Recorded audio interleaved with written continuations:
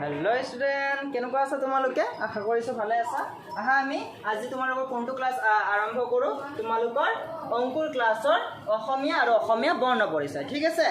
আজি আমি কৰ পৰা আৰম্ভ কৰিম তোমালোকৰ মই লাষ্ট ক্লাছত পৃষ্ঠা নং 9 টো কমপ্লিট কৰাইছো ৰাইট আজি আমি পৃষ্ঠা নং 10 হা পেজ নাম্বাৰ কিমান পেজ নাম্বাৰ 10 হা পেজ নাম্বাৰ 10 ओके एटू आज आमी आरम्भ करिम ठीक আছে এই পেজ নাম্বার 10 ত তোমালোকৰ কি আছে দন্তেৰ পৰা দন্তেৰ 9 লৈকে আছে আহা প্ৰথমতে আমি পঢ়ো তাৰ পিছত আমি লিখি পঢ়িম ঠিক আছে চোৱা তৰে তলা তলে তৰে তৰা তৰে তৰমুজ থৰে থাল থৰে থৈলা থৰে থৰ দৰে দা দৰে দাপন ধৰে ধবা ধৰে ধান ধৰে ধনু দন্তেৰ নৰে নাও দন্তেৰ নৰে নাক দন্তেৰ নৰে নাৰিকল ঠিক আছে আহা এটা আমি লিখি প্ৰথমতে তটো কেনেকৈ লিখিব লাগে এনেকৈ ঠিক আছে তৰে কি হয় তৰে তলা তৰে তলা তলাটো তোমালোকে জানা তলা চাবি ৰাইট তাৰ পিছত তৰা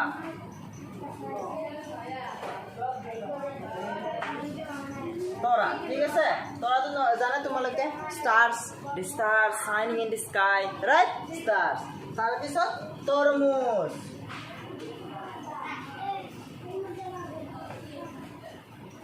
तरमुज तरमुज जाना तुम्हारे तरमुजर इंग्लिश नाम की हाँ वाटरमेलन एया तरमुज ओके तुम्हारे खाइसा एटु तार पिছত थरे की হয় थरे थाल ठीक है थरे थाल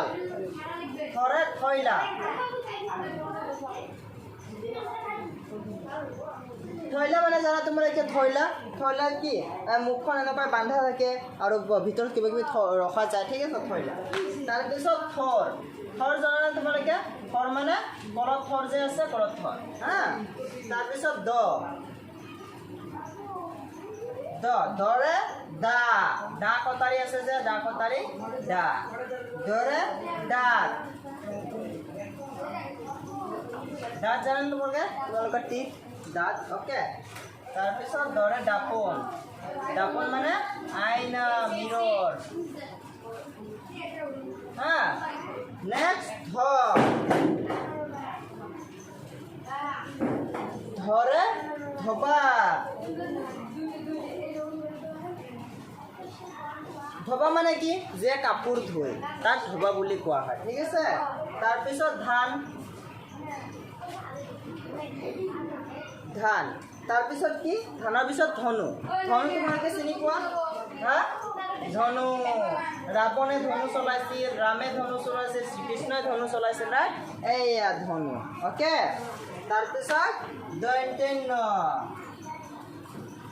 দন্তেৰ নৰে কি হয় নাও নাওটো জানা তোমালোকে বট ৰাইট এয়া নাও তাৰপিছত নাকটো তোমালোকৰ আছে চবৰে ৰাইট না নোজ তাৰপিছত নাৰিকল one kind of fruit coconut fruit okay নাৰিকল সো আহা এটা আমি পঢ়ো তৰে তলা তৰে তৰা তৰে তৰমুজ थरे थाल थरे थैला थरे थर दरे दा दरे दात दरे दापुन थरे धोबा सॉरी वब्ब নহব এটা ধবা হ্যাঁ ধরে ধবা ধরে ধান ধরে ধনু দন্তেৰ নৰে নাও দন্তেৰ নৰে নাক দন্তেৰ নৰে নাৰিকল ঠিক আছে এনেকৈ তোমালোকে এইকেইটা ঘৰত মুখস্থ কৰা হা আৰু পঢ়া এতিয়া আমি এই দন্তেৰ তৰ পৰা দন্তেৰ ন লৈকে কেনেকৈ লিখিব লাগে হেতু আমি শিকিম ঠিক আছে আহা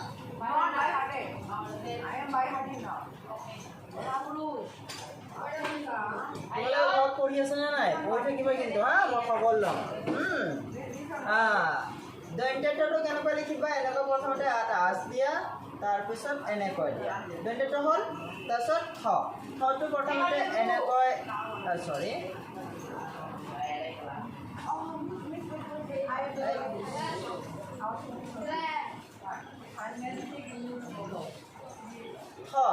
ঠিক আছে থটো এনেকৈ লিখিব লাগে হ'ল তাৰপিছত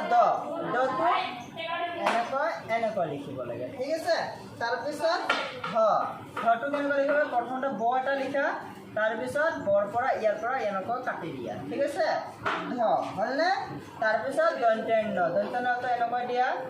এনেকৈ কৰে এনেকৈ দিয়া দন্ত্যন হ'লনে দ থ দ ধ দন্ত্যন ঠিক আছে সো আজি কাৰণে এইখিনিয়ে থাকক হা আজি আমি পৃষ্ঠ নং 10 টো কমপ্লিট কৰিলো হা কালি আমি কোনটো আৰম্ভ কৰিম কালি আমি পৃষ্ঠ নং 11 অনুশীলন 13 টো আৰম্ভ কৰিম ঠিক আছে আজি কাৰণে এইখিনি ঘৰতে পঢ়া শুনা কৰা আৰু ভালে থাকা ঠিক আছে ধন্যবাদ